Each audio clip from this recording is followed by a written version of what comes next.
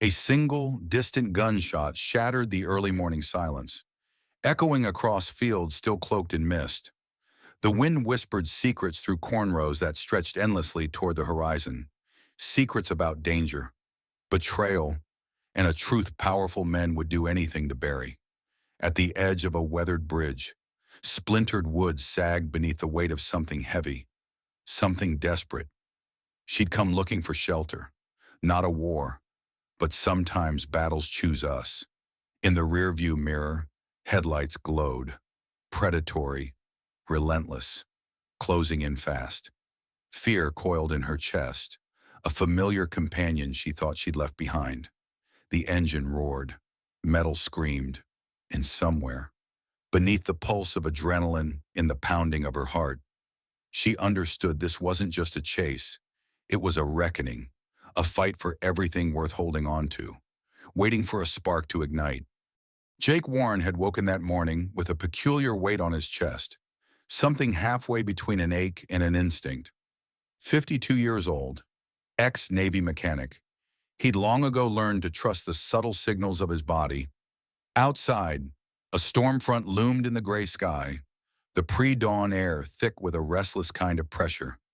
It reminded him of the days he used to spend stationed on naval ships when the weather radar would go haywire, and the ocean churned as if alive with secrets. Here, in the small town of Morgan's Bend, life had fewer raging seas, but it had its fair share of hidden currents. He was already lacing his boots when he heard the metallic clang outside his workshop. It wasn't the gentle clatter of loose tin siding or a cat knocking something over. It was sharper, more intentional. Jake grabbed the flashlight he kept by the door and stepped into the damp air, the battered old warehouse looming behind him like a sentinel. The building was older than he was, a leftover from some distant era when Morgan's Bend had thrived on farmland and a small cotton mill. Now it served as his livelihood, Warren's Repair and Bodywork. The sign read, though half the letters had flaked off in the last winter storm. He swept his flashlight across the lot, the beam cutting through drizzling rain. That was when he spotted it, a sleek coupe wedged awkwardly near the chain-link fence. Its silver paint gleamed even in the weak light, and the passenger side mirror hung by a thread, as though it had been knocked loose in a hurry. The hood was ajar, and the engine smelled faintly hot, a sign it had been running recently. Jake's brow furrowed. Normally, folks who needed a fix pulled right up to the shop door. They didn't hide out by the fence in the middle of a rainy pre-dawn. Then he saw movement in the driver's seat. He couldn't make out a face yet, but there was definitely someone there, slumped forward. For a moment, worry surged. Maybe they were injured. Maybe it was carbon monoxide, or maybe something worse. Carefully, he tapped on the glass. "Hey," he called, voice calm. "You all right in there?" A startled gasp answered him, muffled by the rolled-up window. He tried the door handle locked. The figure in the driver's seat jerked upright, long, dark hair, from what he could see. She fumbled for something near the ignition, panic evident in the jerky motion of her silhouette, trying to keep his own voice steady. Jake tapped again. Gentler. "Ma'am, I'm not the law. I run the garage here. If you're in trouble, let me help." Slowly, the window lowered an inch. Rain splattered against it, sliding in a cold sheet. A woman's eyes wide, green, and full of alarm peered out.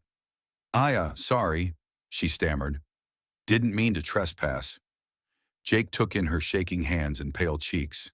She looked exhausted, soaked in more ways than one, like she'd been driving all night. "Name's Jake Warren," he offered, stepping back a pace to show he wasn't a threat. "Let's get you out of the rain. We'll figure out the rest."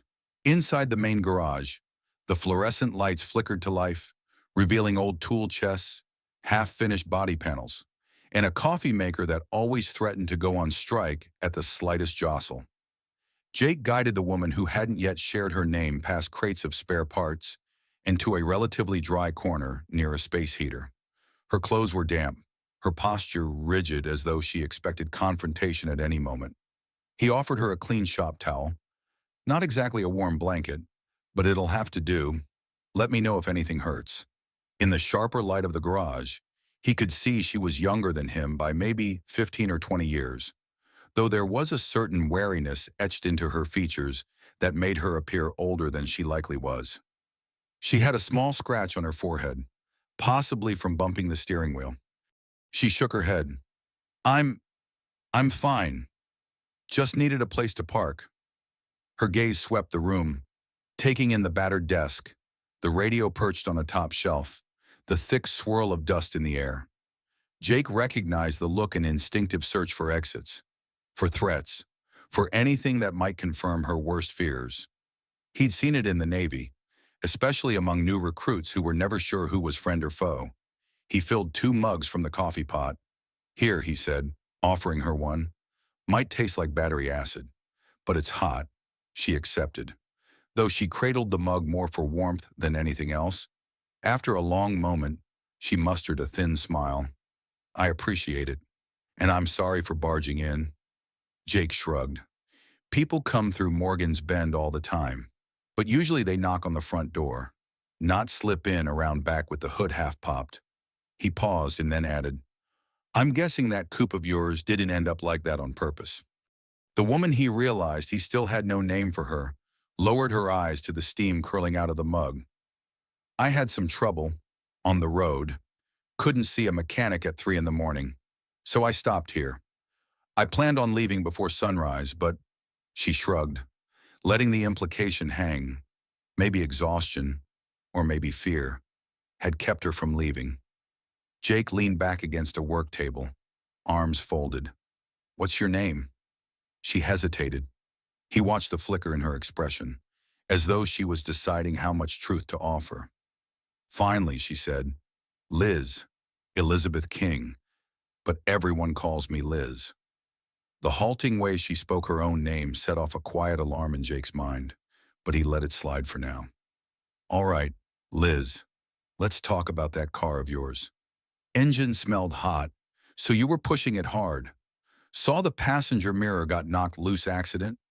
She nodded, ran off the shoulder avoiding a deer. It, knocked me around some. She touched the scratch on her forehead. Lucky I didn't break anything else. Jake set down his coffee and grabbed a rag to wipe some grease off his hands. I'll take a look when the sun's up. If it's a matter of reattaching a mirror and checking the radiator, might not be too bad. But let's at least let you dry off and catch your breath. Liz seemed to relax just a fraction, though tension still coursed beneath her calm exterior. Thank you, she whispered. I owe you. Jake almost laughed. Let's not put a price on kindness. We'll figure it out. The storm outside intensified, the sound of wind-driven rain rattling the metal roof. Jake fiddled with an ancient space heater, coaxing more warmth from it. He couldn't help noticing how Liz's hands still shook around her coffee mug, as if she carried a deeper chill that had nothing to do with the temperature. Look, he said gently, I've got a spare cot in the office. Not the Ritz, but it'll do until morning. He gestured toward a door behind the largest tool chest. He used that cramped office for paperwork and the occasional nap on nights he stayed too late working on the stubborn engine rebuilds. Liz blinked, her gaze darting to the office and back to Jake. He could almost see the internal debate behind her eyes. Finally, she nodded. Thanks, she said, voice subdued. I could use an hour or 2 of real sleep. You can trust me, Jake added quietly. Morgan's Bend might not look like much, but folks around here still believe in decency. He paused. I'm a single father. I get it. Life can be rough, but that doesn't mean we stop offering a hand. She seemed about to question him, but the mention of him being a single father seemed to soften her defenses. How old is your child? She asked, stepping carefully around a coil of hoses as they moved toward the office. My daughter Sarah's 10, he replied with a proud grin. She's at a friend's place tonight, probably up telling ghost stories and ignoring bedtime. They reached the office, which smelled faintly of stale coffee, sawdust, and motor oil. A battered metal filing cabinet took up one corner, while a small desk with a flickering lamp anchored the other. Tucked along the back wall was a canvas cot with a thin blanket folded on top. Liz stood there uncertainly. This is plenty. Really? Jake placed the blanket on the cot, flipping it open. I'll be just outside if you need anything. And, hey, if you get cold, knock on the door and I'll dig up another blanket. She mustered a small nod, as if acknowledging his effort. I appreciate it, she murmured. She set her mug down on the rickety desk and slid onto the cot, exhaustion radiating from her posture. Jake hovered a moment, then realized he was intruding on her space. All right, I'll let you rest. I'll be in the main garage. Sun should come up in a couple of hours. We'll sort everything then. He backed away, pulling the office door half closed. The last glimpse he caught of Liz was of her burying her face in her hands, shoulders trembling slightly. Whether it was relief or tears or both, he didn't know. Outside, the old clock on the garage wall ticked with a slow, methodical beat. Jake settled onto a stool and massaged the knots in his neck. He couldn't help but wonder who exactly was this woman, and what trouble did she carry that had led her to hide in a strange mechanic's lot in the dead of night. When dawn finally broke, the rain had subsided into a gentle drizzle. Pale light crept through the high windows of the garage, illuminating rows of wrenches and sockets. Jake stretched his aching shoulders and checked the time. Nearly 6 in the morning. He hesitated, deciding whether to wake Liz or let her sleep a bit longer. He opted to poke his head into the office. To his surprise, the cot was empty. The blanket lay neatly folded, and the mug of coffee had vanished. A flicker of concern shot through him. Had she taken off? Then he heard movement in the garage itself. Stepping out, he saw Liz crouched beside her silver coupe, the hood raised. Her hair was still damp from the rain, and she wore an expression of intense concentration. In her hands was a small flashlight, one of his, presumably that she'd found on the workbench. She was inspecting the engine like someone who knew a thing or two about cars. "Morning," he called softly. She jolted upright, nearly hitting her head on the raised hood. "Oh, hey," she said, letting out a breath. "I hope you don't mind. I didn't want to keep sleeping, so I thought I'd see if I could figure out what's wrong. I used to work around vehicles a bit." Jake stepped closer. Curiosity piqued. "You mentioned you were a driver or something." She nodded vaguely. "Something like that. I'm not a pro mechanic, but I can tell a busted radiator hose from a broken belt." She flashed a tight smile. He joined her, peering into the engine bay. The coupe was a fairly new model, definitely more high-end than the kind that typically rolled into Morgan's Bend. "This is a pricey piece of metal." "Surprised you'd be on the road alone at that hour?" he mused. He took a small wrench and began testing the tension on the belts. Liz watched him carefully. "I had to leave a situation. Let's just say it was safer driving at night." The tension in her voice was unmistakable. Jake didn't pry further.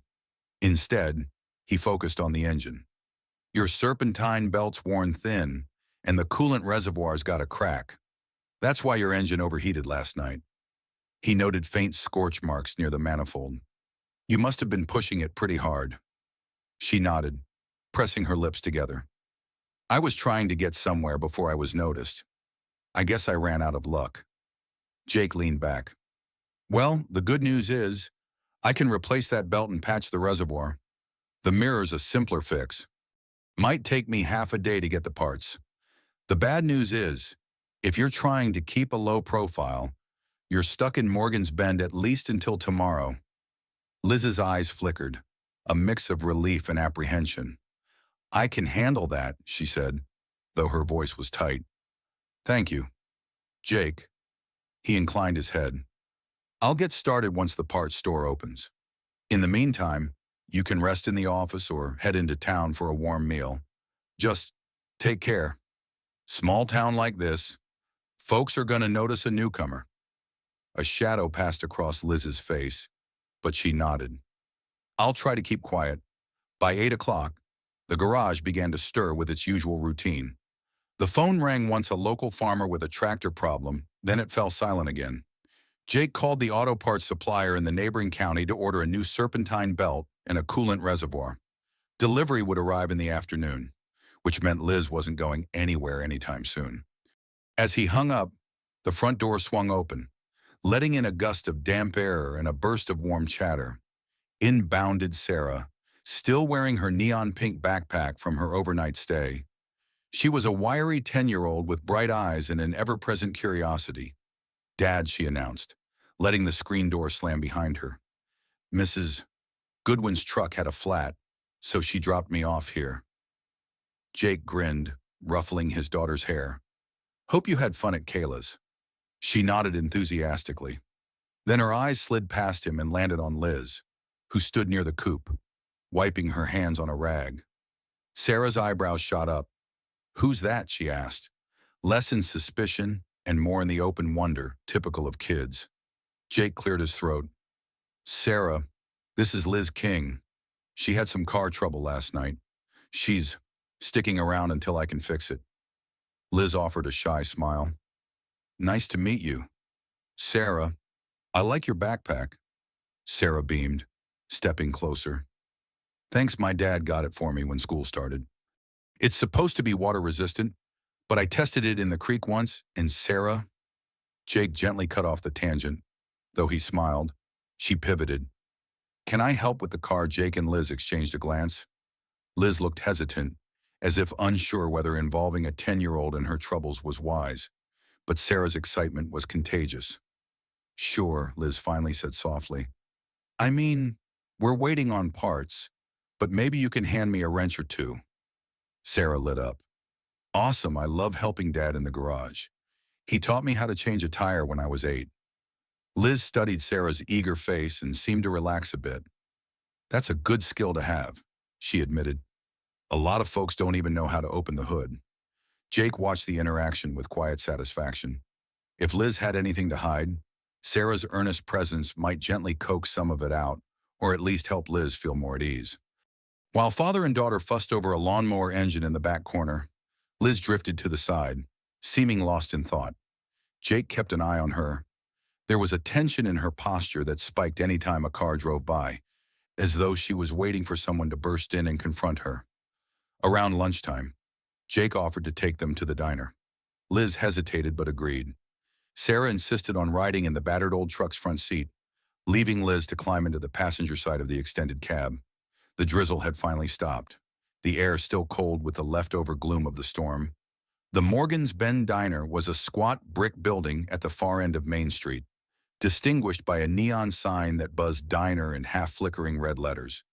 Inside, it was all formica tables, vinyl booths, and a lunch counter lined with spinning stools. The smell of frying bacon and brewed coffee enveloped them the moment they stepped in. Jake led the way to a booth by the window. Sarah hopped in first, followed by Liz. Then Jake slid in on the other side. A waitress named Gladys, who had known Jake since he was Sarah's age, approached with menus and that unwavering, small-town curiosity in her eyes. "Morning, folks. Jake, who's your new friend?" Liz offered a polite nod, shoulders tensing slightly. Liz. "Good to meet you," she said, stumbling over her own name for a moment. Jake caught Gladys's raised eyebrow, but pretended not to see. "Liz is passing through. Had some engine trouble. She's waiting on parts." Gladys scribbled on her notepad. "Well, you're in good hands with Jake. Best mechanic in 3 counties. What can I get you?" Sarah practically bounced. "Pancakes and bacon. Extra bacon." Liz cracked a small smile. Ordering scrambled eggs and toast. Jake asked for black coffee and a short stack of pancakes as well. Once Gladys bustled off, Sarah peppered Liz with questions about her car, her travels, and whether she liked dinosaurs, Sarah's current obsession. Liz fielded the questions with gentle evasions. She liked traveling. She wasn't sure how many states she'd visited. Dinosaurs were cool, but she preferred not to think about T-Rex teeth in her nightmares. Jake sensed her underlying tension. She was polite, even kind towards Sarah, but always guarded. Halfway through breakfast, the diner's door jingled, admitting a middle-aged man in a deputy's uniform. He looked around, nodded at a few locals, then spotted Jake and approached. "Hey, Warren," the deputy said, shifting his belt. "Hear there was some commotion at your place last night? Jake felt Liz stiffen beside him. He offered the deputy a friendly nod. Yeah, just a visitor. Her car broke down. No big deal. The deputy's gaze flicked to Liz. You new in town? Ma'am. Liz offered a wary smile. Yes, sir. Just passing through. Sarah sipped her orange juice, wide-eyed as the tension crackled. Finally, the deputy shrugged. All right, if you need anything, don't hesitate. Then he ambled off, settling at the counter. Jake let out a breath, and Liz swallowed hard. Sarah looked between them, confused. Dad, is everything okay? Jake forced a reassuring nod. All good, kiddo. Just small-town folks being cautious. Liz kept her eyes on her plate. I'm sorry, she murmured. I didn't mean to bring trouble. Jake's heart twinged at the shame in her voice. You're not in trouble, he said quietly, as long as we're honest with each other. His gaze was steady, but he didn't press further right there, not with Sarah so close. The rest of the meal passed in subdued conversation, but Liz seemed grateful for Sarah's chatter. It was as if the little girl's bright optimism shielded them all from deeper questions, at least for the moment. After dropping Sarah off at school where she hurried inside, excited to share her pancake-fueled morning with friends, Jake and Liz returned to the garage. The drizzle had finally given way to thin sunlight, and the parts truck was due around 2 o'clock. Liz paced near her coupe, arms folded. Jake caught her glancing toward the road as though expecting someone to roll up uninvited. The tension in her shoulders was almost palpable. He joined her, leaning against the driver's door. Liz, I won't pry, but I need to know if there's someone dangerous looking for you. She stared at the pavement. Let's just say I left a situation that wasn't healthy, and that person might not take it well that I disappeared. Jake studied her face. Does this person have any legal claim to track you down? Or is it more personal? Liz lifted her gaze, the flicker of fear overshadowed by a sudden flash of defiance. More personal? He has resources, money, connections. But he can't file a missing persons case on me if that's what you're asking. I'm not his property. Jake exhaled. All right, so there's no official authority I should expect, but possibly a private investigator, or worse, hired muscle. She gave a tight nod. That's not impossible. He took off his grease-stained cap and raked a hand through his short-cropped hair. Look, I'm not about to turn you away, but you've got to be honest if anything changes. Okay, if somebody shows up acting suspicious, I'd prefer to know sooner rather than later. Liz managed a smile that didn't quite reach her eyes. I appreciate that, truly. I never planned on dragging you or your daughter into this. Jake shrugged. Life has a way of throwing people together at the right or wrong times, depending on how you look at it. He glanced at the coupe. You're no slouch around an engine. From what I see, military background or just a good teacher. She hesitated and then said, My dad was a gearhead. Taught me a few things growing up. I worked in a high-end automotive firm for a while, so I learned more about performance engines than your average driver. Jake's interest piqued. High-end automotive. That'd explain the taste in cars. Liz cast a wary eye at the coupe. Yeah, I guess I took more from that life than I realized. She paused as if deciding whether to elaborate. Let's just say that world isn't always as glamorous as it looks. Some folks get power hungry, and if you don't play along, they can make your life hell. Jake didn't press for details. Instead, he gestured to the inside of the shop. Come on, you can help me organize a few parts while we wait for your replacements to arrive. Keep your mind busy. She nodded. All right, I owe you a hand. Anyway, as they moved into the shop, a cloud briefly covered the sun, and the lighting dimmed. Jake watched her rub her arms as though warding off a chill, and the thought struck him that the storm Liz feared might be far from over. The morning passed quietly, but not without its share of tension. Liz helped Jake sort through a shipment of spark plugs and hoses, matching part numbers to the inventory sheet he kept pinned to a corkboard. She worked methodically, as though the act of organizing gave her a sense of control. Jake occasionally caught her staring at nothing, as if listening for footsteps that never came. Around noon, a familiar face popped into the garage. Roy Dawson, a local farmer with a beat-up pickup that needed constant nursing. Jake, Roy hollered, his voice reverberating off the walls. Got that rattling noise again? You mind taking a quick look? Jake wiped his hands on a rag. Sure thing. Roy, pull her in? He jerked his head toward Liz, who stood near the back. Liz, you mind giving Roy some space to maneuver?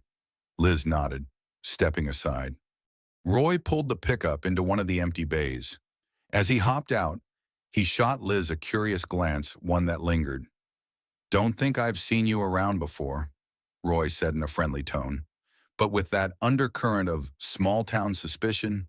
Passing through, she offered a polite smile. Yes, just some car trouble. Should be on my way soon.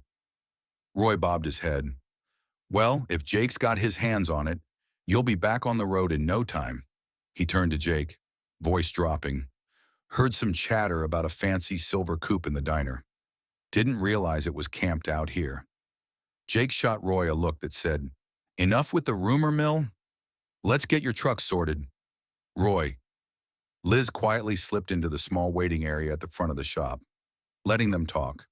As Jake listened to Roy's explanation of how the truck rattled in third gear, he realized the town grapevine would soon be in full swing. If Liz was truly trying to stay invisible, Morgan's Bend might become a liability. Everybody knew everybody, and newcomers rarely passed unnoticed. After jacking up Roy's truck, Jake discovered a loose heat shield near the exhaust. Easy fix. As he tightened the bolts, Roy's gossip started up. There's a black SUV been seen cruising the back roads early this morning. Folks say it's out-of-state plates. You know anything about that? Jake's gut clenched. He forced a neutral tone. Could be tourists, or someone scouting farmland to buy? Roy shrugged. Could be. Or it might be city folk looking for trouble. They sure didn't stop anywhere in town just driving slow, like they're searching for something. His gaze flicked momentarily to the waiting area, where Liz sat, flipping through an old auto magazine. Jake kept his face impassive. Well, let me know if you see them again. He set down the wrench. All right. Roy, that shield's tightened. Rattle should be gone, at least until you knock it loose again, driving off-road. Roy let out a hearty laugh and settled up for the quick fix.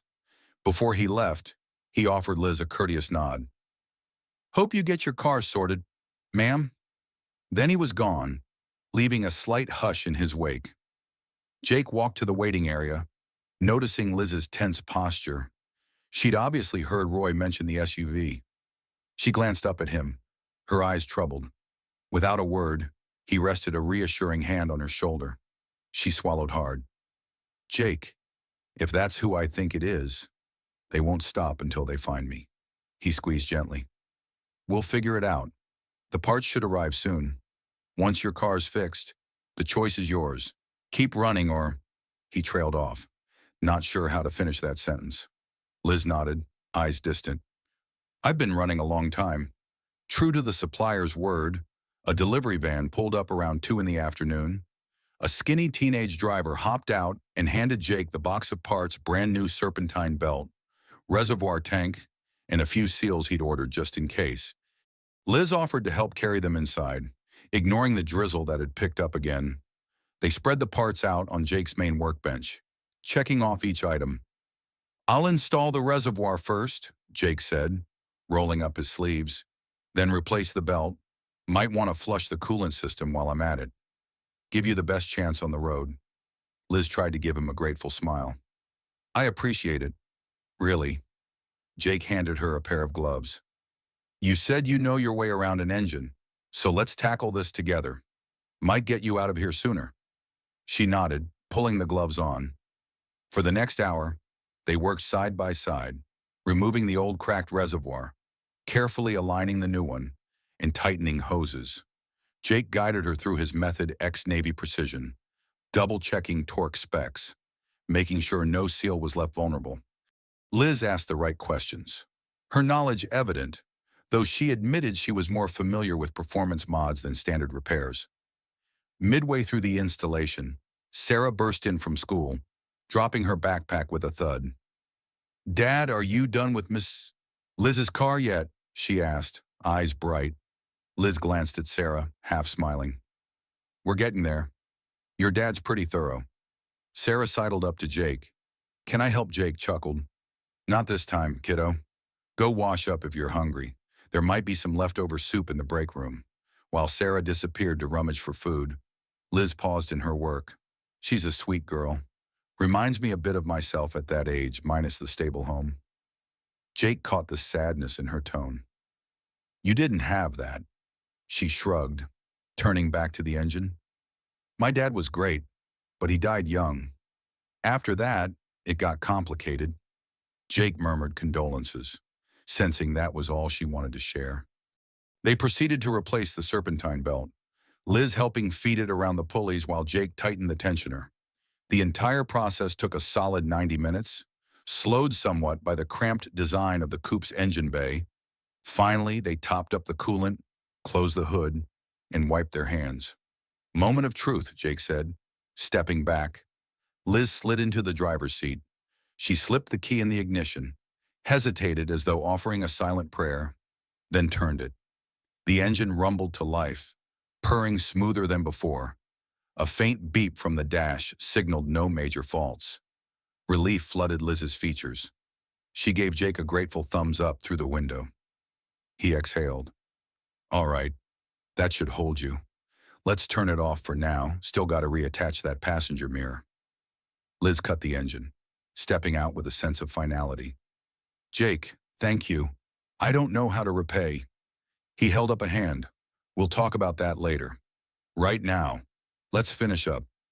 Just as they began reattaching the mirror, a sleek black SUV rolled slowly past the garage, windows tinted so dark that no reflection showed. Jake saw it first, his chest tightening at the sight. The vehicle paused at the edge of the driveway, idling long enough to be considered suspicious, then continued down the street.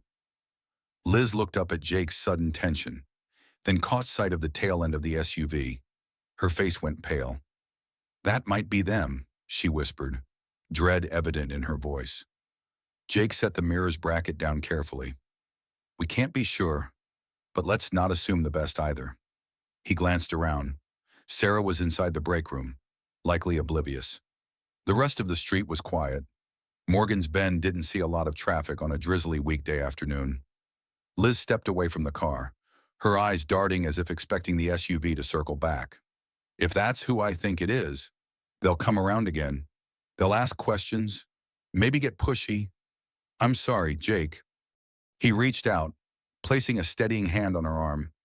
"You said this person has money, connections, private security, maybe, so they're not going to care about small-town courtesy. Look, you have a right to be here, to fix your car. Don't let them scare you off. But if you choose to leave—" "I understand."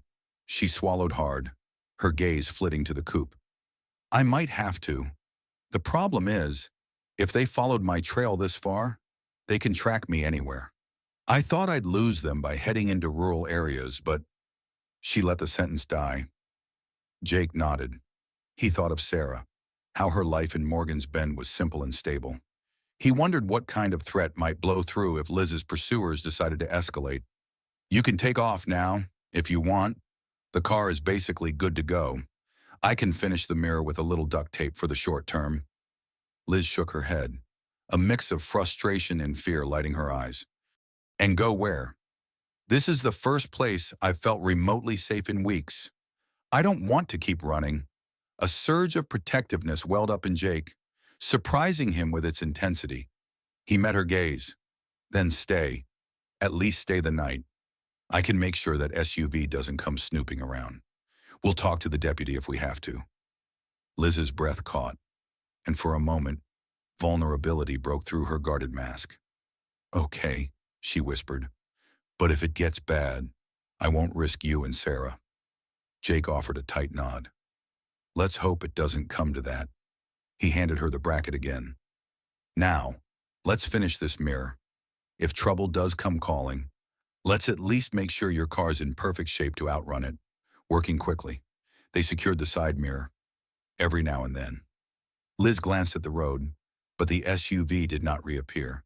Still, an undercurrent of unease hung in the humid air, as though the storm had only retreated for a while, waiting for a chance to strike again. By late afternoon, the coupe stood ready. The engine purred, the mirror was reattached solidly, and Liz could technically leave whenever she chose. But an unspoken consensus held her there. Jake busied himself, tidying tools that didn't really need tidying, while Sarah read in the corner, occasionally glancing at Ms. Liz as if picking up on the subtle tension that filled the air. Around 5 o'clock, Jake grabbed his cell phone. Reception was spotty in the metal building, so he stepped outside to the parking lot. He hadn't told Liz, but he was calling a friend of his, an old Navy buddy, who'd become a private investigator. If the black SUV was indeed tied to Liz's pursuer, maybe a quick plate check or some basic intel could confirm the threat. But the call went straight to voicemail.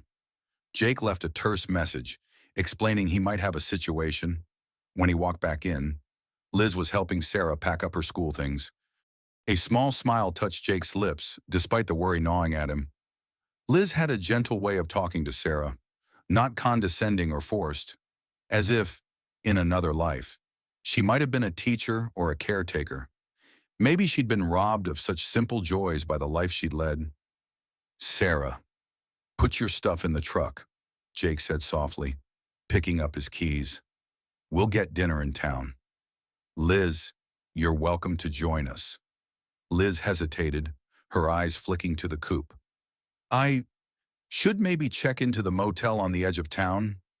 Jake gave her a knowing look. "Sure, you could, but those walls are thin, and if someone's truly searching, a motel is the first place they check.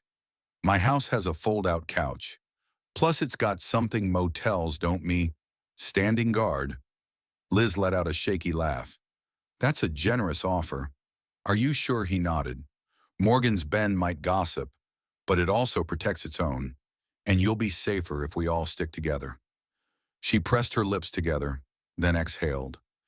"Okay, thank you." Jake. The drive to dinner was subdued. Sarah chatted about her day at school, completely oblivious to the undercurrent of danger. Jake's truck rattled along pothole-riddled roads as the sun slid toward the horizon, painting the sky with muted orange and pink. Liz sat in the passenger seat, silent, occasionally glancing at the side mirror, as though expecting headlights to appear. They pulled up to a small family restaurant, Parker's Grill, known for its fried chicken and homemade pies. Jake parked off to one side, scanning the lot. No sign of any black SUV. He helped Sarah down from the truck, then offered Liz a hand, which she eyed uncertainly before taking it to steady herself. Inside, the smell of savory spices and fresh bread made Sarah perk up with excitement. They found a table in the corner, away from the windows. Liz remained quiet, but color returned to her cheeks in the warm, bustling atmosphere. They ordered plates of fried chicken, mashed potatoes, and corn on the cob. Jake watched Liz with concern. "We'll get through this," he said quietly, catching her eye. "I promise." She nodded, enforcing a faint smile, but the shadow in her gaze suggested she'd heard promises before and knew how easily they could break. They returned to Jake's modest house on the outskirts of Morgan's Bend, just as dusk settled into true darkness. The home was simple, a single-story structure with a wide front porch and a tin roof that pinged in the rain. Jake parked the truck out front, keeping an eye out for any suspicious vehicles that might have followed. Seeing none, he motioned Liz and Sarah inside. Sarah dashed straight to her room, tossing her backpack onto the bed. Meanwhile, Liz stood in the living room, her eyes scanning the space, the worn couch, a wooden coffee table stacked with car magazines, and a small TV that looked at least a decade old. A few family photos lined the mantel, including one of Jake in his Navy uniform, standing proudly beside a woman with kind eyes, Sarah's mother, gone 4 years now to a sudden illness. Liz drifted closer to that photo, her gaze softening. "Your wife?" she asked quietly. Jake nodded, setting his keys on a side table. "Sharon. She passed away. It's just me and Sarah now." Liz gave him a look of genuine sympathy. I'm sorry, she looks happy. She was, Jake said, his voice thick. He cleared his throat, gesturing to the couch. Here's the fold-out. It's no five-star hotel, but the mattress is decent. Liz ran a hand along the couch's arm. Jake, you barely know me. Letting me stay here. She struggled to complete the thought. He shrugged, trying to play it off. I've seen enough in my life to know good people sometimes land in bad situations. And, well, this house could use some company now and then.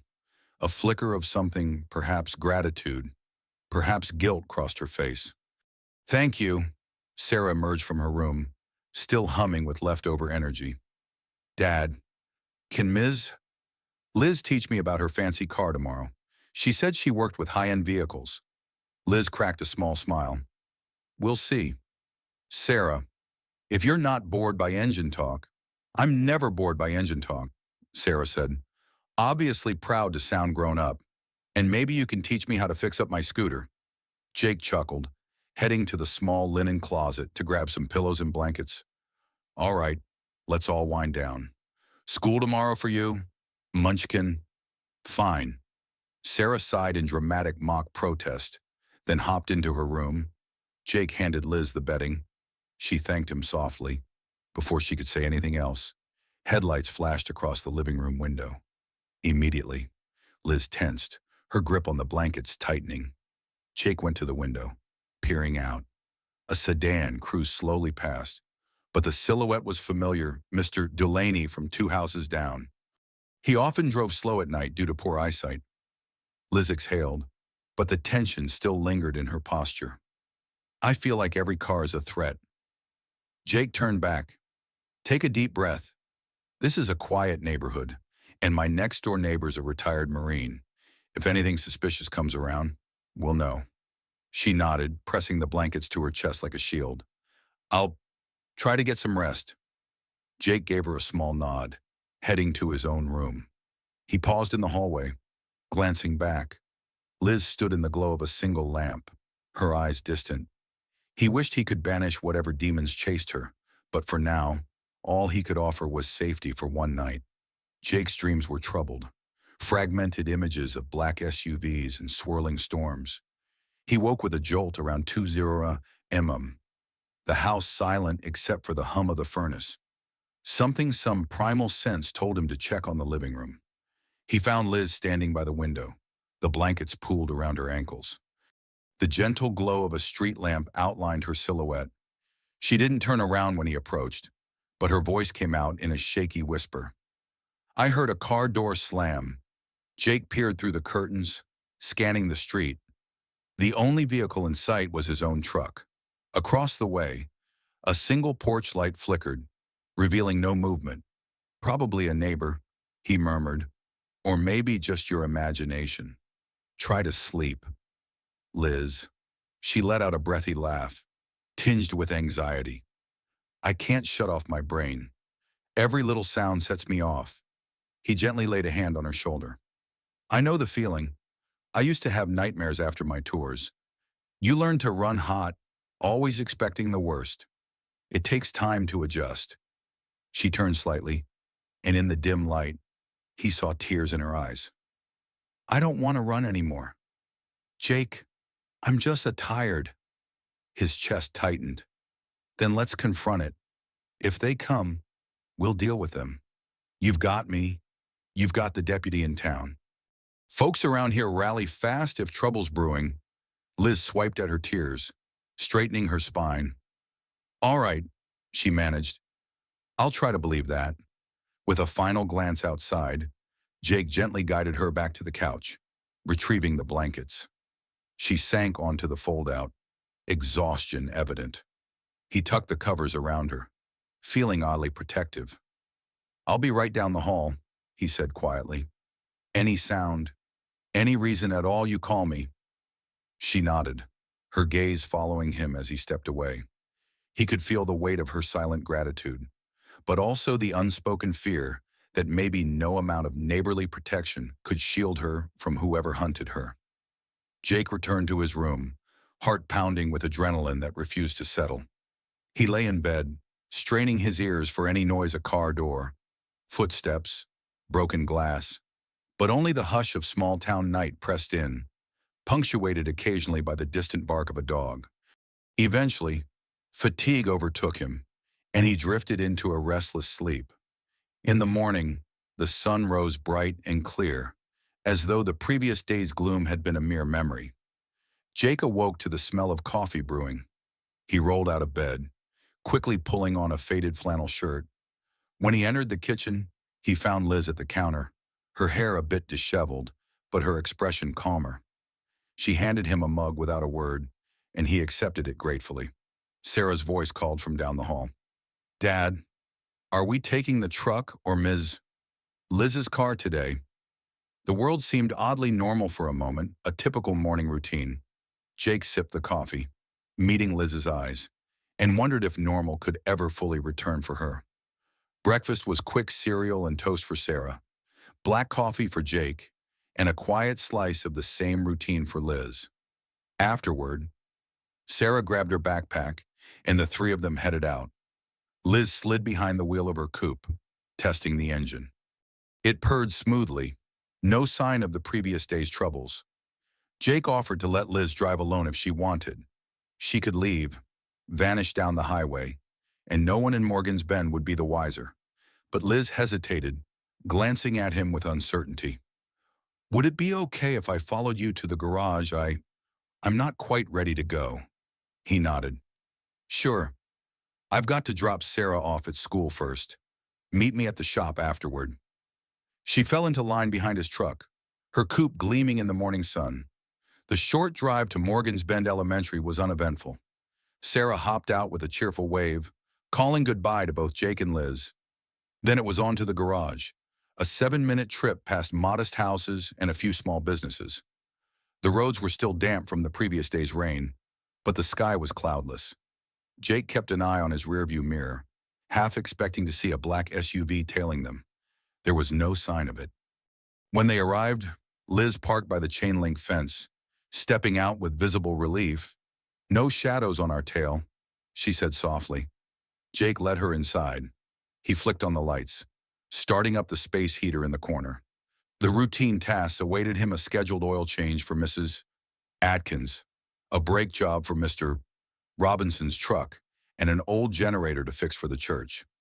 Normally, he worked alone or with a part-time helper, but he found himself grateful for Liz's presence, even if her future was uncertain. After a while, Liz offered to help with small tasks: prepping tools, sorting washers, handing him wrenches. Jake showed her how to read his hand-drawn job schedule pinned to the wall, and she quickly picked up the system. Her meticulous nature was evident as she color-coded next week's appointments, even adding sticky notes for parts needed. As noon approached, the phone rang. Liz picked it up out of habit, her voice professional. "Warren's Repair and Bodywork. How can I help you?" A long silence followed, and Jake noticed Liz's posture stiffen. Her knuckles went white around the receiver. Jake stepped closer, concerned. "Hello," Liz managed, voice shaky. Then she glanced at Jake, covering the mouthpiece. "They're not talking, just breathing." Jake reached for the phone, but in that instant, it clicked off. Liz stood there, trembling. "You think it was them?" she whispered. He set the receiver down. "Could be a crank call. Could be them. Yes, but we don't know for sure." "Don't panic." She looked at him, eyes haunted. "Jake, I can't drag you into a war you never signed up for." He placed a reassuring hand on her shoulder. "You didn't drag me. I stepped in, and I'm not backing out now." They decided to drive into town after lunch, partly to shake off the eerie feeling from the silent call, and partly to pick up some parts for tomorrow's jobs. Liz parked her coupe out front, following Jake into the local hardware store.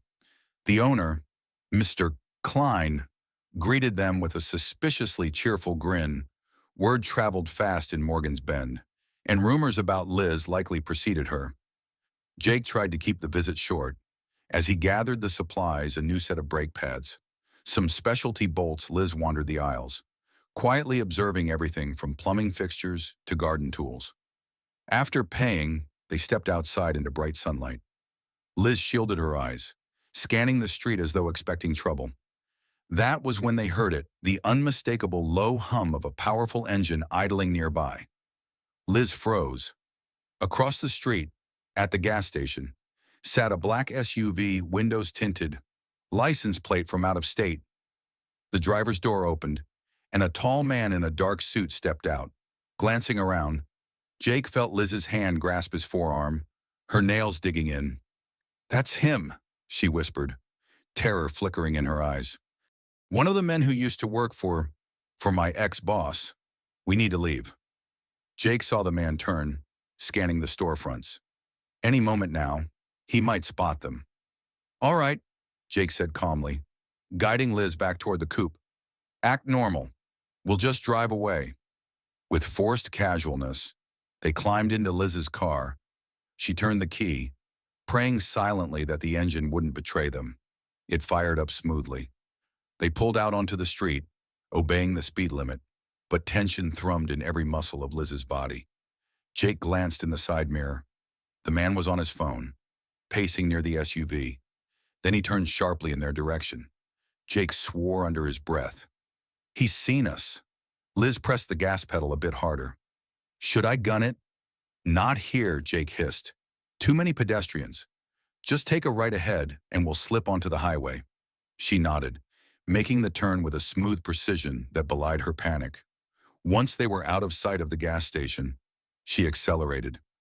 The coupe responded eagerly, engine purring as it devoured the short stretch of road leading out of Morgan's Bend. Checking the mirror, Jake saw the black SUV dart onto the same highway behind them, maybe a quarter-mile back. His pulse spiked. "They're following." Liz's face was taut with fear. "I can't outrun them in broad daylight." "Can I?" Jake considered. "Your car's performance is good, but we don't want a high-speed chase near town. Let's try to lose them on the back roads." He guided her toward a rural detour, a winding route that skirted farmland and crossed a narrow bridge over a creek. The SUV remained behind them, closing the distance with every turn. Jake cursed under his breath. "Liz, go faster!" She pressed the pedal, the coupe surging forward. Gravel rattled beneath the tires when they veered onto a dirt road. The SUV kicked up dust, relentless. Liz glanced at Jake, eyes wide. "Jake, if we get stuck," he nodded grimly. "We won't. Keep going." And so they raced through the farmland outskirts, the roar of engines and the swirl of dust marking the fragile border between safety and the secrets Liz had tried so hard to escape. Dust churned under the coupe's tires as Liz pressed the accelerator, heart pounding to the rhythm of the chase. Jake twisted around in the passenger seat, catching glimpses of the black SUV growing larger in the rear window, like a predator closing in. Despite the performance engine's advantage, the winding back roads and loose gravel made it risky to push too hard. One miscalculation, and they could skid into a ditch. "Turn left," Jake barked, spotting a narrow dirt path between tall rows of corn. Liz wrenched the wheel, the coupe slewing sideways before regaining traction. The SUV followed suit, heedless of the flurry of gravel striking its undercarriage. They hurtled down the makeshift lane, walls of corn towering over the shoulders of the road. The engine roared, and with each bump, Jake's seatbelt bit into his chest. Liz's knuckles whitened around the wheel. "I can't keep this up forever," she gasped. Jake surveyed the passing farmland. "We're close to the old Redford Bridge. If we can get over it, we'll hit a paved route back to the main highway. Let's hope they're less familiar with these roads." A hail of loose pebbles clattered beneath them as the coupe skidded onto an even narrower route. Liz spotted the silhouette of a rickety wooden bridge spanning a shallow creek. Its beams looked rusted, the planks battered by decades of disuse. She bit her lip. Was it even stable enough to cross behind them? The SUV maintained the chase, though it lagged slightly. Perhaps the driver realized the precarious state of the old bridge. Liz did not slow down, coaxing every ounce of speed from the engine. Jake tensed, bracing himself against the dashboard. The coupe rattled over the worn boards, each bounce reverberating through its frame. For an agonizing moment, the plank beneath the front right tire splintered with a sickening crack. Liz yanked the wheel to the left, heart in her throat. The tire caught the next board, and they shot forward, the bridge swaying beneath them. Somehow, they made it to solid ground on the far side without plunging into the creek. Jake twisted in his seat to see if the SUV would dare follow. The black vehicle slowed at the entrance to the bridge, its windows glinting with the reflection of sunlight. Jake exhaled a half breath. Maybe the driver wouldn't risk it. But then, to his dismay, the SUV lurched forward, testing the boards with its heavier frame. "They're trying it," Jake muttered. "That thing weighs more than your coupe. If we're lucky, the bridge won't hold." The next few seconds felt like an eternity. The SUV rolled onto the timbers, engine snarling. The boards groaned, then gave way in an explosive burst of wood and metal. A front wheel sank into the gap, and the entire SUV lurched. The driver gunned the engine, but it only wedged deeper. Water foamed around the plunging wheel. Liz hit the gas, leaving the helpless SUV behind, stuck halfway across the broken bridge. It wasn't a permanent escape, they might find another way out, but for now, they had gained a desperate reprieve. Jake let out a shaky laugh, part relief, part lingering terror. "I'd say that's one for the home team." Liz merely nodded, her heart still hammering, and steered them onto the paved road ahead, away from the wrecked bridge and the men who refused to let her go. They re-entered Morgan's Bend from the opposite side, passing through the outskirts of town where barns dotted the landscape. Liz slowed to a more respectable speed, hands trembling on the wheel. Jake could sense the adrenaline crash setting in. Her breathing was ragged, her shoulders hunched. He reached over and gently squeezed her forearm. "Pull over at that old gas station," he suggested. "You need a minute." She obeyed, turning into a gravel lot beside a dilapidated single pump station that looked like it hadn't seen a customer in years. "Killing the engine." She let out a strangled sob, wiping at her eyes. "I can't believe this is my life," she whispered, running, hiding, almost crashing off a bridge. Jake's protective instincts flared again. "We made it," he reassured her, "and that SUV's stuck. They'll have to call a tow, which buys us time." Liz inhaled a shuddering breath. "But they'll come back. There's always more. That man, he works for Derek Collier. Collier's the CFO of the company I escaped from. When I threatened to expose them, he threatened me." Jake listened intently, letting her decide how much to reveal, expose them for what she swallowed hard. They were covering up safety failures in new performance vehicles, substandard parts that risk catastrophic engine fires. "I discovered the truth, documented it, and refused to sign off.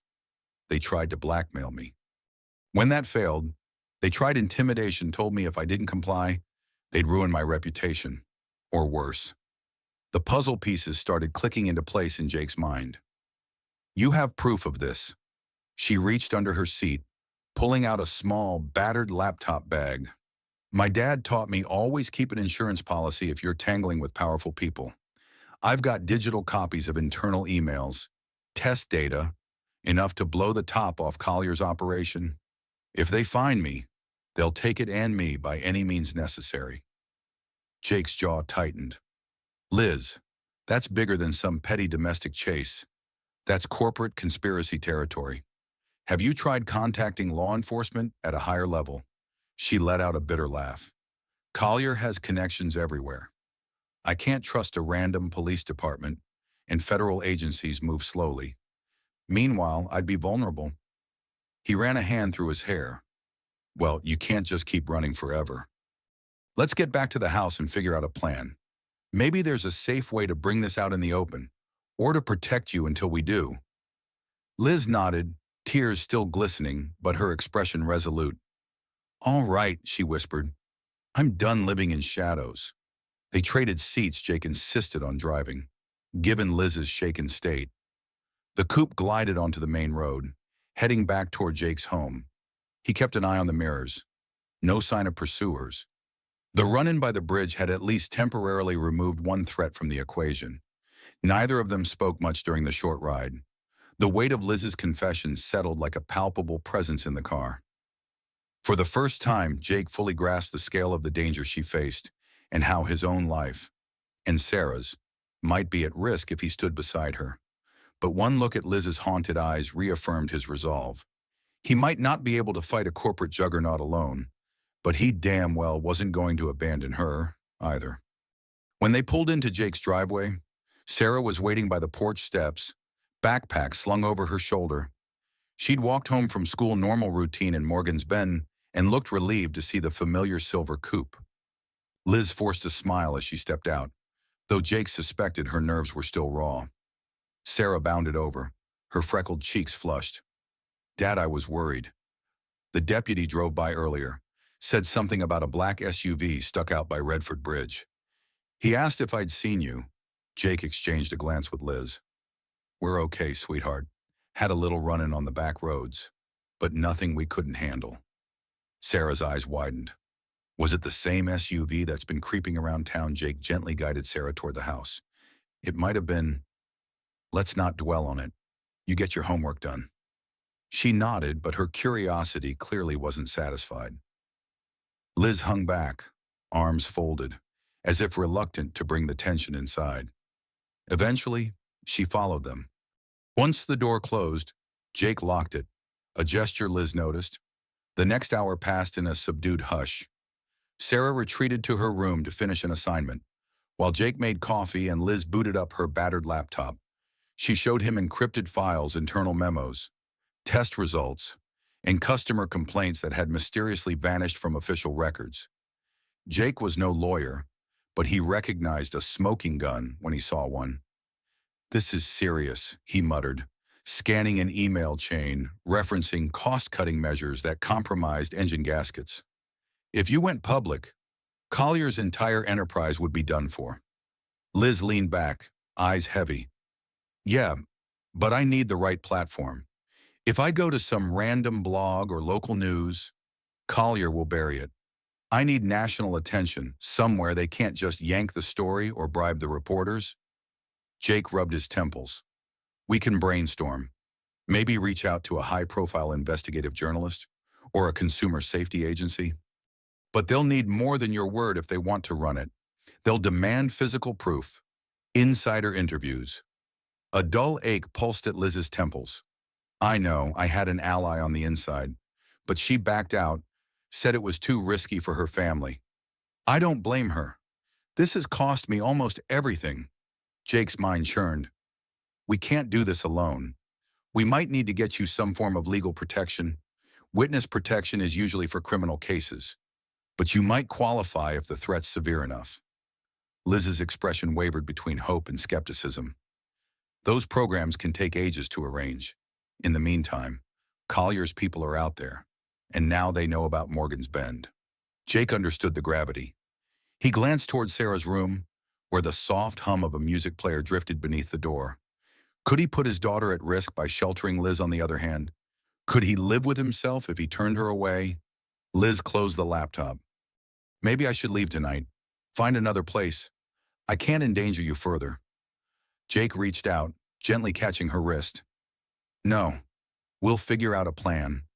I have an idea, someone who might help us. But first, we stay put. Keep you safe." She met his gaze, uncertainty in her eyes.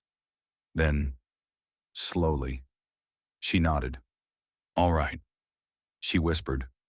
"Just don't let me drag you under." 2. Jake made a phone call to his neighbor, Brad Fletcher, a retired Marine known for his vigilance. Within minutes, Brad arrived, crossing the yard with a slight limp from an old war injury. He was a barrel-chested man in his 50s, salt and pepper beard, and an air of unwavering competence. Jake stepped onto the porch to greet him. Liz hovered just behind the screen door, staying out of sight until Jake gestured for her to come forward. Sarah peered from the living room window, curious but staying put. Brad tipped his chin in acknowledgement. "Heard there's some trouble in town." "You know I don't mind stepping in if you need an extra set of eyes." Jake nodded. "Appreciate it. This is Liz, a friend. She's been targeted by some corporate goons. We had a run-in earlier, and an SUV ended up stuck out by Redford Bridge. Brad's brows rose. Quite the excitement for Morgan's Bend. You think they'll come looking again? Liz stepped onto the porch, arms crossed as though trying to contain her anxiety. They always do, she said softly. I'm sorry to drag you into this, but I'm out of options. Brad studied her a moment. No need for apologies. We Marines have a saying. Once you stand watch, you always watch. I'll keep an eye on your house tonight. Jake relaxed slightly. Having Brad's watchful presence close by was a relief. Thanks, and pal. Also, do you have any contacts for a higher-level investigation? We're dealing with corporate corruption bigger than just a private dispute. Brad scratched his chin. I might know a retired federal agent. He owes me a favor. I can put out feelers. Liz offered a grateful nod. Thank you. I can show any proof they need. I just need a safe path to deliver it. With the immediate security plan set, Brad would patrol the neighborhood through the night. Jake invited him inside for a quick rundown. Brad listened intently, eyes flicking to the laptop's contents. Though not a technical expert, he recognized the gravity of the evidence. This is big, he said in a low voice. The kind of scandal that can topple CEOs and send people to prison? Sarah tiptoed out from her room, curiosity shining. Hi, Mr.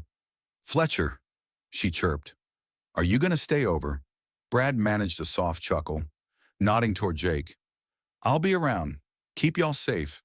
Nothing to worry about. After he left to take up a vantage point in his own yard, night settled in. Liz and Jake prepared dinner, an uneasy hush hanging over every interaction. At the table, Sarah provided the only semblance of normalcy, rattling off school gossip and telling jokes about her teacher's questionable math skills. Liz ate quietly, but each time she caught Jake's eye, an unspoken bond passed between them. They were in this together now, for better or worse. Outside, a light rain began to fall. Jake's gaze drifted to the window. He thought of Collier's men, possibly regrouping, possibly on their way with reinforcements. But with Brad watching and the memory of that collapsed bridge hopefully delaying pursuit, the night might pass without incident. They could all use some rest, especially Liz, whose shoulders sagged under the weight of secrets too big to carry alone. Around 11 Ma'am. A hush had fallen over the neighborhood. Sarah was asleep, and Liz perched on the fold-out couch with her laptop, scanning her files one more time. She wore earphones, occasionally pausing to note something on a yellow pad. Jake, seated across from her, fought off drowsiness. He didn't want to sleep until he was certain the night would remain peaceful. Brad's silhouette could be glimpsed now and then through the front window, patrolling under the faint glow of the porch light. Each time, Liz felt a flush of gratitude, tempered by a tinge of guilt for involving strangers in her battle. Finally, Jake's yawns grew insistent. Liz set aside her laptop. Go rest, she urged. I'll be okay. Brad's out there, and I'll knock on your door if I hear anything. Jake hesitated, then nodded. Wake me if you so much as sense something off. I'm a light sleeper. She mustered a faint smile. I will. Good night. He retreated to his room, and after a few moments, the house fell into near silence. Liz tried to review more documents, but her eyes grew heavy. She listened for any unusual sounds, vehicles, footsteps, breaking glass, but heard only the comforting patter of rain on the roof. Gradually, weariness overcame her, and she dozed off, laptop still open on her lap. A shrill sound jerked her awake. For a disorienting second, she thought it might be her phone. Then she realized it was the landline phone on Jake's side table, near the couch. The clock read 2:12 a.m. Heart hammering. Liz fumbled to pick up the receiver before it woke the whole house. Hello, she managed, voice thick with sleep. Nothing but static. Then a click. She stared at the phone, dread coiling in her stomach. Was it them again? She replaced the handset, quickly glancing outside. No sign of movement in the driveway. The lamp on the porch was still glowing, and she could just make out Brad's shape standing guard beneath an umbrella. Liz exhaled, trying to calm her racing pulse. She considered waking Jake, but it was just a hang-up call, no direct threat. Maybe a wrong number or an automated dial. Shaking off the jitters, she switched off the living room lamp, deciding to rely on the glow from the street light outside so she could see better into the darkness if anything happened. In the dim hush, she settled back, determined to stay alert, but exhaustion tugged at her once more. Slowly, her eyelids drifted shut. A sudden sound jolted her fully awake again this time, from outside. A car door slammed, followed by hushed voices. Liz bolted upright, heart pounding. She slipped off the couch and crept to the window, peering through the curtains. Headlights glowed down the street, illuminating two figures standing near a dark sedan. One of them pointed toward Jake's house. Liz's heart lurched. Were they Collier's men? Brad was nowhere in sight. Maybe he'd circled around back. She took a step toward Jake's room, ready to raise the alarm. Then the silhouette of the neighbor's cat wandered into the light, and the figures turned away, re-entering their sedan. The engine purred as they drove off into the rain, leaving Liz trembling in the dark, uncertain whether they had simply given up or were merely plotting a better angle of attack. Dawn arrived with a leaden sky, the rain reduced to a persistent drizzle that slicked the pavement. Liz had barely slept, having dozed in fits and starts on the couch. When Jake emerged from his bedroom, he found her already in the kitchen, brewing coffee so strong it could have cleaned the engine block of her coupe.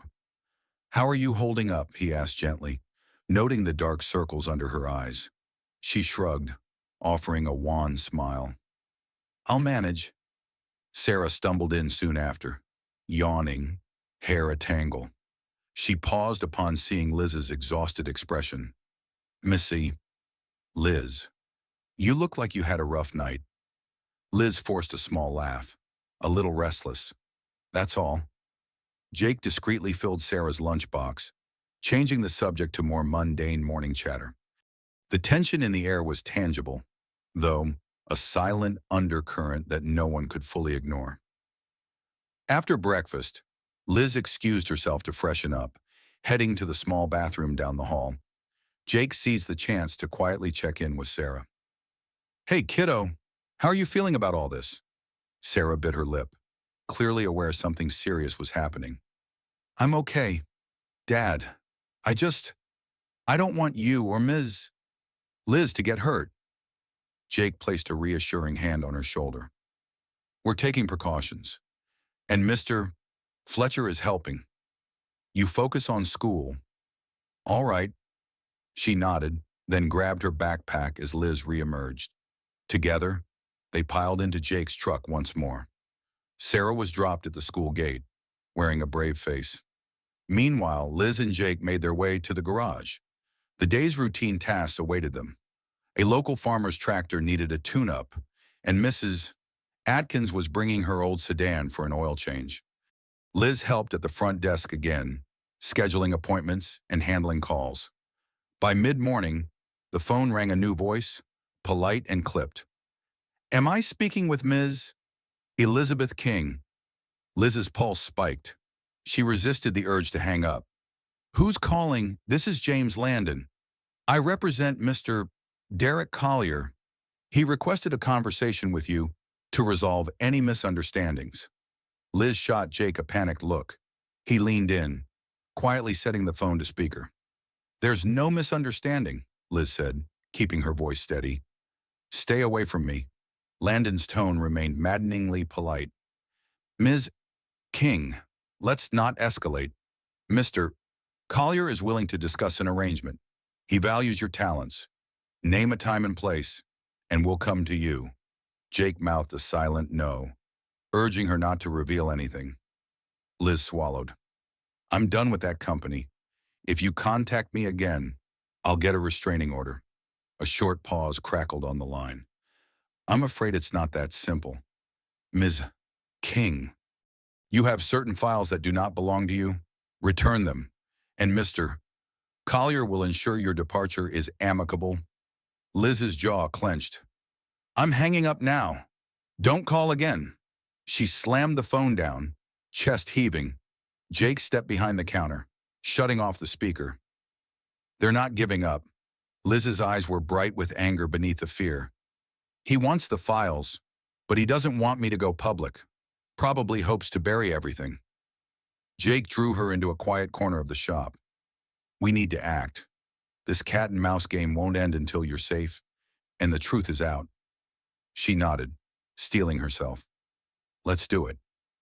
Jake made contact with Brad, who had in turn reached his retired federal agent acquaintance, a man named Ward Billings.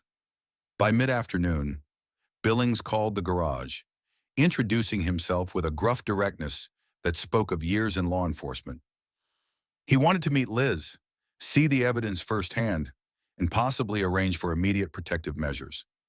They agreed on a rendezvous at a nearby diner off the highway neutral territory, yet public enough to deter any brazen confrontation.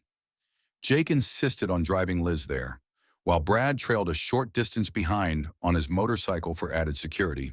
Sarah stayed at a friend's house after school, safe from the swirl of adult problems. Liz wore sunglasses and a baseball cap low over her brow as they pulled into the diner's parking lot. Inside, they spotted Ward Billings at a booth, sipping coffee, a stern man in his late 50s with silver hair cropped close. Liz approached warily, laptop bag slung over her shoulder.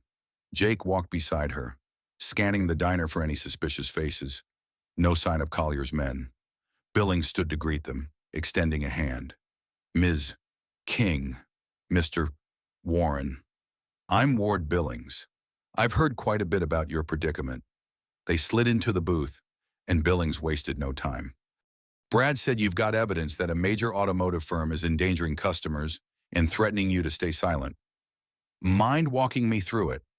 Liz opened her laptop, showing him the encrypted folder structure, explaining the significance of each file's secret memos about defective engine parts. Manipulated safety test results. Hush money transactions. Billings whistled softly. This is the kind of material that launches full-scale federal investigations. Have you approached the DOJ or the SEC? Liz shook her head, anxiety tightening her features. No. Collier has lawyers everywhere, and I have zero faith in local courts. I was hoping to find a credible outlet, maybe a national journalist or a high-profile Senate committee. Billings sipped his coffee, eyes narrowing. We can't guarantee immediate witness protection, but I can flag this for a friend still working in D.C. He might expedite things, but you'll need to be prepared to testify. Collier won't sit idle. Liz glanced at Jake, her voice trembling. I'll testify. I just don't want to get shot in my sleep first. Billings set his mug down with a firm clink. We'll handle security, but it means relocating you to a safe house temporarily. You can't stay in Morgan's Bend if Collier's men are actively hunting. A flash of conflict crossed Liz's face. She looked to Jake, who tightened his jaw. Our town's not exactly a fortress, he admitted. I can't guard you 24/7. Billings nodded solemnly. I'll coordinate with my contacts. In the meantime, keep your head down. If you see any sign of Collier's men, call me. Liz saved Billings' number and locked her laptop. All right, thank you. Before they left, Billings lowered his voice. Miss King, I've seen corporations bury people alive in lawsuits and intimidation, but your best chance is shining a light on them. Hiding forever won't solve it. Liz exhaled. I know. I'm done hiding. On the drive back, tension buzzed in the coup's cabin. The plan was clear enough. Billings would try to arrange an urgent meeting with federal authorities, but it could take days, maybe weeks to put everything in place. During that time, Collier's men could make another move. Brad followed on his motorcycle, watchful eyes scanning every car that passed. Liz stared out the window, lips pressed tightly. What if the feds dragged their feet, she murmured. I could end up in limbo, neither safe nor able to speak out. Jake's hands clenched the wheel. Then we'll figure out a fallback. We can't let them corner you. Just outside Morgan's Bend. Jake spotted a new black sedan pulled over near a row of mailboxes. The occupant had stepped out, apparently fiddling with a map or phone, but he glanced up just as they passed, wearing an expression that screamed recognition. Jake felt a chill. Liz, don't panic, but we might have been made. Liz dared a look in the side mirror, watching as the sedan pulled onto the road behind them. Brad, still behind them, revved his motorcycle, closing the distance. They turned onto a side street leading toward Jake's house. The sedan followed. Liz's pulse raced. Do we lead them straight home? Jake cursed under his breath. No. Let's loop around. He made a sudden right turn, heading down a narrower lane flanked by tall hedges.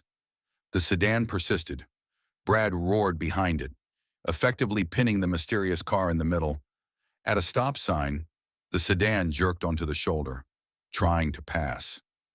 Jake rolled down his window, making eye contact with the driver, a slick-haired man in his 40s, wearing a crisp shirt, tie loosened at the collar.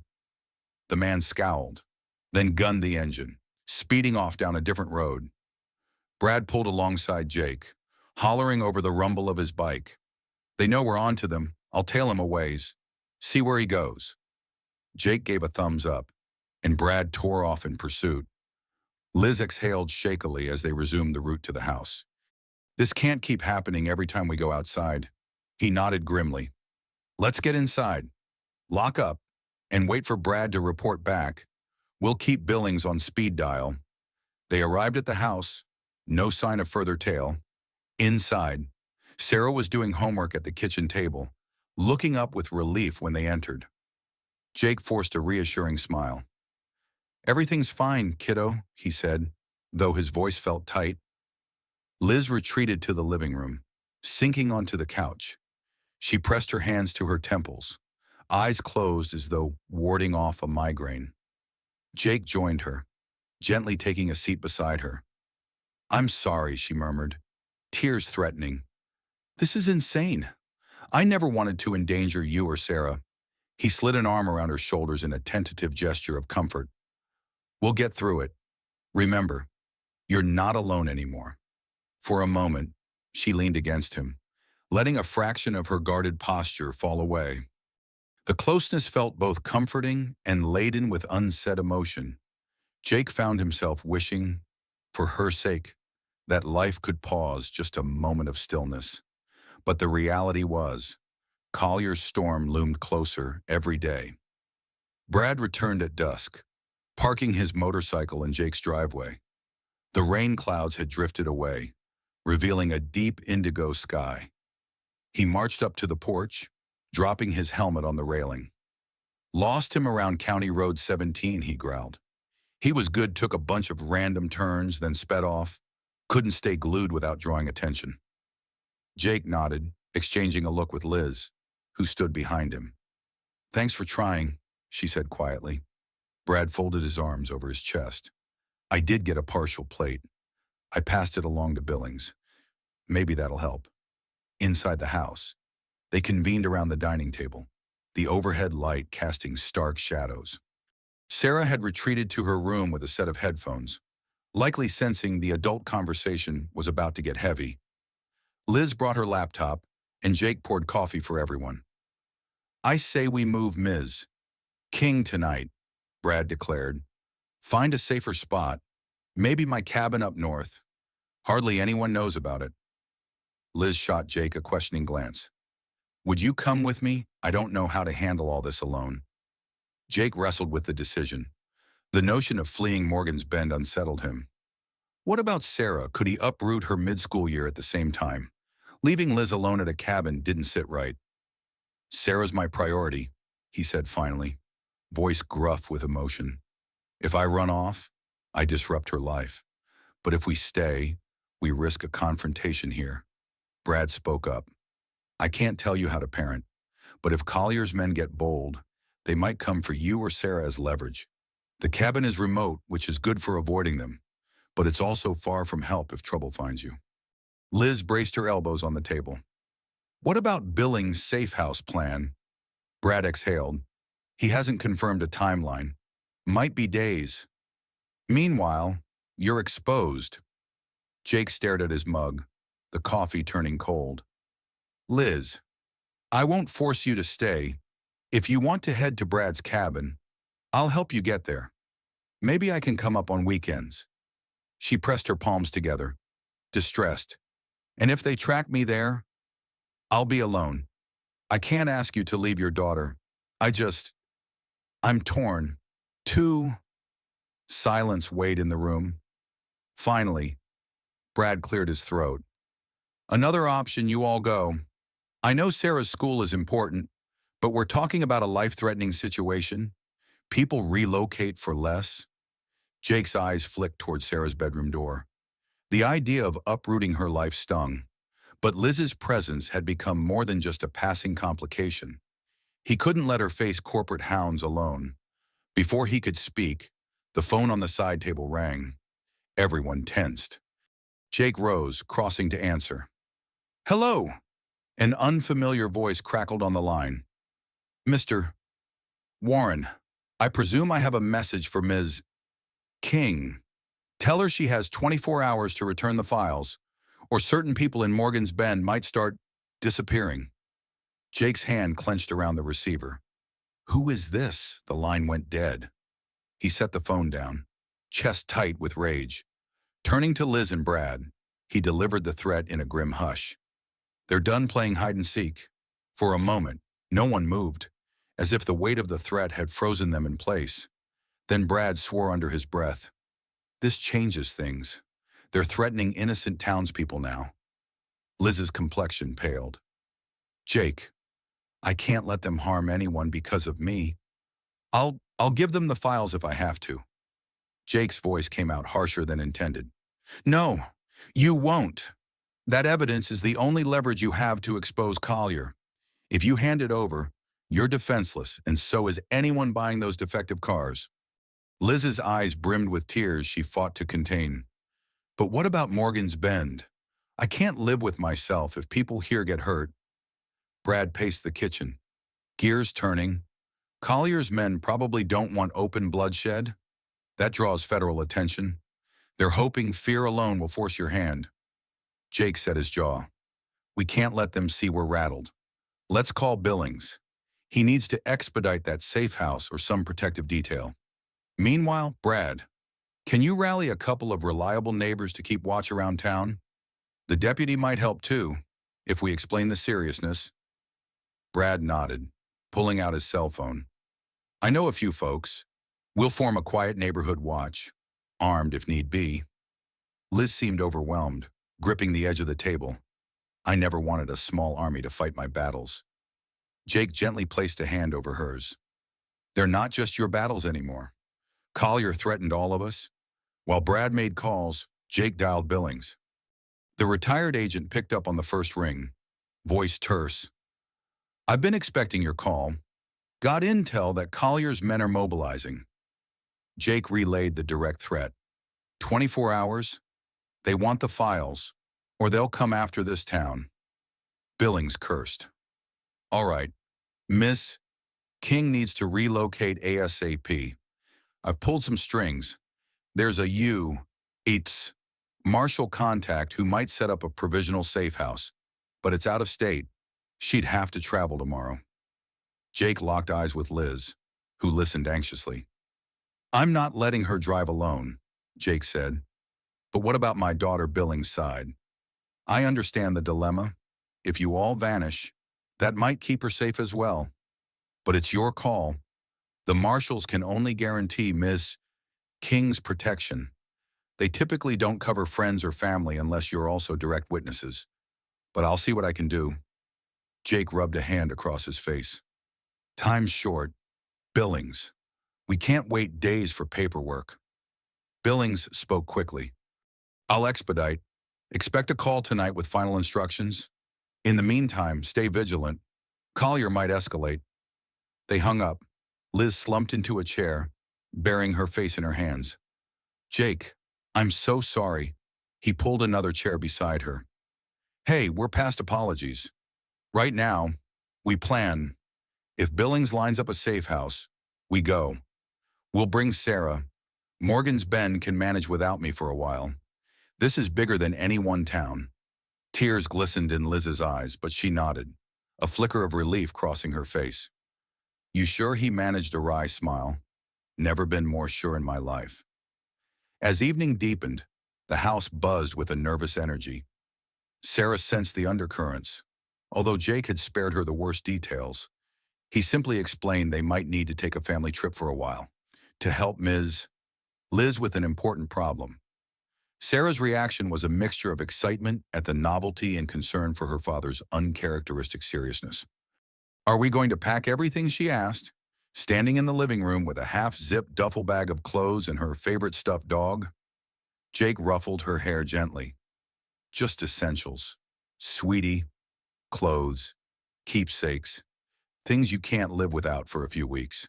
He met Liz's gaze across the room, silently acknowledging they had no clue how long they'd really be gone. Brad stopped by to hand off a walkie-talkie set. In case phone lines get cut or signals get jammed, he explained. He'd recruited 2 neighbors, both ex-military, to patrol the block in shifts. The plan was to keep watch until morning, when Billings' arrangement might go into effect. Liz hovered near the window, laptop bag slung over her shoulder as always. I feel like a sitting duck, she murmured. Jake joined her, speaking softly. I know, but we leave as soon as Billings calls, maybe even before dawn, if that's the plan. She nodded, swallowing back 1,000 emotions. I just hope no one else gets dragged into this. Night settled in. The hours crept by without incident, the tension mounting. Sarah fell asleep on the couch, lulled by the hush of the TV. Liz paced quietly, and Jake double-checked the locks, the windows, the small stash of emergency cash in his dresser. Near midnight, the phone rang again, heart leaping to his throat. Jake snatched it up. Yeah, Billings' voice came across, clipped and hurried. We've got a location. U.S. Marshals can meet you at the State Line rest stop off Highway 79 tomorrow at noon. You get there. They'll escort Ms. King and you, if you insist, straight to a secure house. Jake gripped the receiver. What about my daughter? A brief pause. I mentioned your situation. They're not thrilled about it, but given the threat, they'll allow it. This is off the books for now, so keep it quiet. Relief flared. Understood. We'll leave tomorrow morning. Billings confirmed the details, then hung up. Jake relayed the plan to Liz, whose shoulders sagged with a wave of exhaustion. So that's it. If we make it to Highway 79 by noon, we're safe. Jake nodded. Safe-ish. At least, once the marshals have us, Collier's men can't just strong-arm their way in. Liz's gaze dropped to the floor. I'm uprooting your whole life, she said, a tremor in her voice. Jake cupped her chin gently, forcing her to meet his eyes. I'd rather uproot than bury my head. Let's do this. They agreed to rest in shifts. Jake insisted Liz get some sleep while he and Brad stood watch. Morning would come soon enough, bringing a risky road trip that would decide their fate. Liz finally lay down beside Sarah on the couch, exhaustion pulling her under. Jake remained by the window, the old walkie-talkie in hand, scanning the silent street. He prayed that come sunrise, they could slip out of Morgan's Bend without a final showdown, but something in his gut warned him Collier's men wouldn't let them go so easily. Sunrise broke in a wash of gold, painting the quiet street with a deceptively peaceful glow. Jake roused Liz and Sarah early, around 5 a.m., urging them to dress quickly and gather their bags. The plan was to slip out before Morgan's Bend fully woke, avoiding any prying eyes or potential ambush. Brad stood on the porch, scanning the perimeter. No suspicious vehicles all night, he reported softly, stifling a yawn. You might be in the clear. Jake thanked him, heart pounding. He loaded Sarah's duffel, Liz's laptop bag, and a couple of his own suitcases into the trunk of the coupe. We'll drive my truck behind you, he said to Liz. If anything happens, we'll handle it together. Let's keep your lead car in sight. Liz nodded, nerves stretching her face taut. All right, let's just hope we can get to that rest stop by noon. Sarah, still half asleep, climbed into the coupe's back seat with an air of adventure tempered by confusion. "Where are we going exactly?" she asked. Voice small. Jake forced a reassuring smile through the open window. "Just a trip, sweetheart. We'll meet some marshals like special police who'll keep us safe." She nodded bravely, hugging her stuffed dog. "Okay, Dad." Brad placed a hand on Jake's shoulder. "I'll keep an eye on your place. Make sure no one trashes it while you're gone." "Godspeed, man." Jake gripped Brad's hand in gratitude. "Couldn't have done this without you." With that, Liz started the engine. The coupe purred to life, and Jake climbed into his old truck, trailing close behind as they pulled away from the house. The morning air carried a slight chill, the sun cresting over the horizon. Morgan's Bend streets were mostly deserted, a few lights flickering in windows as residents stirred for the day. They took the main highway out of town, the same road where Collier's men had once pursued them. Jake kept his eyes glued to the mirrors, half expecting a black sedan or SUV to appear, but the highway remained oddly empty, stretching ahead like a promise of escape. For nearly an hour, they drove in relative peace, passing farmland, patchy woodlands, and occasional roadside diners. Liz maintained a steady speed, not wanting to draw attention. Jake's heart began to ease, thinking maybe they'd made it out unscathed. Then, far behind, headlights appeared, growing in size. Jake's pulse kicked up. He grabbed his walkie-talkie, pressing the transmit button. "Liz, we've got a vehicle closing in from the rear. Light-colored sedan." Her voice crackled back. "I see it in the mirror. Could be nothing." Or the sedan sped up, weaving through the sparse traffic until it was tailing Jake's truck. Jake recognized the silhouette of the driver, a man in a dress shirt, tie loosened at the collar. The same face from the day before. Jake's mouth went dry. "It's him." Liz's voice came through tense. "What do we do?" Jake ground his teeth. "Keep going. If he tries anything, we'll respond. Maybe he's just following." But deep down, he knew Collier's men wouldn't just observe. They had a 24-hour ultimatum, and time was almost up. The highway stretched on, mile markers ticking by as the sedan hung ominously in their wake. Liz's coupe led the way, while Jake's truck followed at a deliberate distance to keep the pursuer pinned between them. But the man showed no sign of panic. He drove with cool efficiency, occasionally easing off to let them wonder if he might drop back, then closing in again. They had about 90 miles to go before reaching the rest stop. Liz's knuckles whitened on the steering wheel, adrenaline coursing through her veins. Sarah sensed the tension, eyes darting between the front seats. She clasped her stuffed dog so tightly its seams threatened to burst. Jake's radio crackled. "They're trying to push me from behind," came Liz's taut voice. The man had accelerated, pulling up so close to her rear bumper that Jake could almost see the scowl on his face. Jake accelerated, closing the gap. "Hang in there. I'll edge him out." He swung the truck into the passing lane, pulling alongside the sedan. The driver glanced over, annoyance flickering in his eyes. Jake tried to force him to drop back, inching toward his lane, but the driver refused to yield. Instead, he jerked the wheel, sideswiping Jake's truck in a brief, jarring impact. Jake fought to keep control, heart pounding as metal screeched. Liz saw the chaos in her rear view and sped up, wanting distance. Sarah gasped. "Dad," she cried out, though Jake was not in earshot. The sedan regained position behind Liz, seemingly unshaken. Through the swirl of adrenaline, Jake realized the man was forcing them to respond, maybe to make them pull over before they reached the marshals. If they could isolate Liz's car, they could corner her. Jake hammered the gas, engine roaring in protest, the old truck straining to keep pace with the high-performance coupe and the determined sedan. Another attempt to pass, another sideswipe. This one more forceful, nearly sending Jake onto the shoulder. "Liz, you gotta keep going," he barked into the walkie-talkie. "We can't let them box you in." Her voice crackled back, breathless. "I'm trying." Up ahead, traffic lights indicated a small-town intersection, a handful of cars waiting to cross. Liz had to slow slightly to avoid blowing through a red light. The sedan seized the opportunity, swerving out from behind Jake and roaring up beside the coupe in the opposite lane. Horns blared as oncoming cars braked to avoid a head-on collision.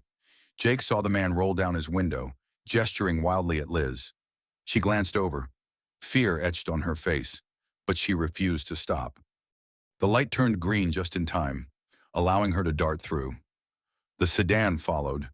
Jake, forced to wait an extra heartbeat for cross traffic, lost precious distance. Gritting his teeth, he powered through the intersection behind them. He glimpsed Sarah's scared face in Liz's back seat, her wide eyes searching for him. His heart twisted. If they pinned Liz on this next stretch of road, Sarah would be in danger too. Jake's engine roared as he tried to catch up, the battered side of the truck scraping at higher speeds. He could only hope Liz could hold them off until the gap closed and that no bigger threat lay waiting up ahead. Liz's heart hammered as the sedan jockeyed alongside her, swerving in an attempt to force her off the road. The coupe was built for speed, but fear for Sarah's safety made every maneuver nerve-wracking. She caught glimpses of the man behind the wheel, jaw clenched, eyes blazing with determination.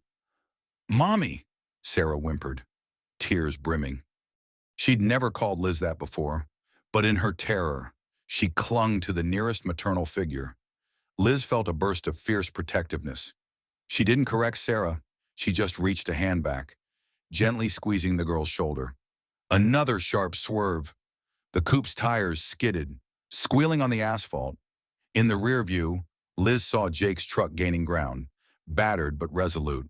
If she could just hold this man off a bit longer. The sedan lurched sideways, ramming the coupe's door. Metal shrieked. Liz fought the wheel, refusing to be bullied off the highway. Cars behind them scattered in alarm, horns blaring. Up ahead, she spotted a sign, "Rest Area 2 miles." Relief surged. If they could reach the rest stop, the marshals would be waiting. She pressed the gas pedal, coaxing more power from the coupe. The sedan fell back momentarily, but then it too accelerated, drawing even. The driver gestured violently, pointing for her to pull over. Over the radio, Jake's voice burst through. "Liz, you're almost there. Don't stop." She nodded to herself, teeth gritted. "Sarah, hold on tight." She managed. The little girl clung to the seatbelt, eyes squeezed shut. In the next lane, the sedan jerked forward, front bumper scraping Liz's fender, pushing them dangerously close to the guardrail. Sparks flew as metal kissed concrete. Liz twisted the wheel, adrenaline screaming through her veins. If she overcorrected, they'd spin out. If she didn't, they might flip over the guardrail. At that moment, Jake's truck thundered up behind the sedan. She saw it in the side mirror. Jake angled his front corner into the sedan's rear panel with a calculated bump. The sedan fishtailed, losing momentum for a split second. Liz seized the chance, flooring it. 1 mile to the rest area. She could see the turnoff sign. The sedan recovered, but now Jake was right on its tail. The man behind the wheel was trapped between raging at Liz and fending off Jake. Liz spotted 2 black SUVs parked at the rest stop entrance. Headlights on. Her stomach tightened. Were those Collier's men or the marshals? But then she glimpsed uniformed figures stepping out, badges glinting in the sunlight, a flood of relief. She swung the coupe onto the rest stop ramp, tires squealing in protest. The sedan tried to follow, but Jake forced it wide, cutting it off as a team of U.S. Marshals converged. The driver slammed his brakes, pinned between law enforcement vehicles. Liz rolled the coupe to a shaky stop. Marshals with vests and rifles spread out, corralling the sedan. Jake's truck screeched in behind her, engine steaming. For an instant, a hush fell, broken only by Sarah's soft sobs and the rapid pound of Liz's heart. They'd made it. The cavalry had arrived just in time. Liz threw the door open, stumbling out, and immediately turned to lift Sarah from the back seat. The little girl clung to her, trembling, tears staining her cheeks. Jake jumped down from his truck, ignoring the smoke wafting from the damaged fender.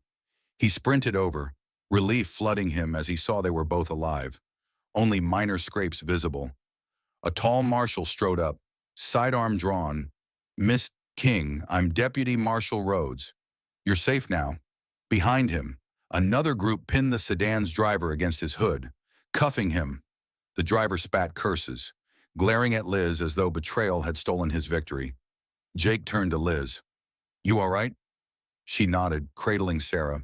Thanks to you, she whispered, eyes shining with gratitude and something deeper, an unspoken bond that had formed through the shared crucible of danger. Deputy Marshal Rhodes gestured toward one of the SUVs. We'll get you out of here. We've set up a preliminary safe house a few hours north. Your contact, Billings, filled us in.